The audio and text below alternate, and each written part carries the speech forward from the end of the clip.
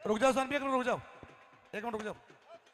अभी सानवीर अभी रुक जाओ, वाह भाई अभी रुक जाओ।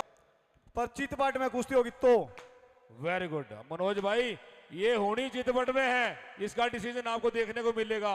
दोनों पहलवान वो हैं जिनके सर पे सर सचमुच में ही जवानी मंडरा रही है। वाह भैया बहुत बढ़िया, शाबाश शाबाश शाबाश। बेकी भाई, भाई हमारे पास और भी कुश्तियां हैं। रेफरी साहब, पहलवान रेफरी साहब, शाबाश शाबाश। अब ध्यान उधर चल गया लोगों का सबका, वेरी गुड। और रोहित सुमित के बाद तेरी कुश्ती है रोहित, तैयार रहना बेटा।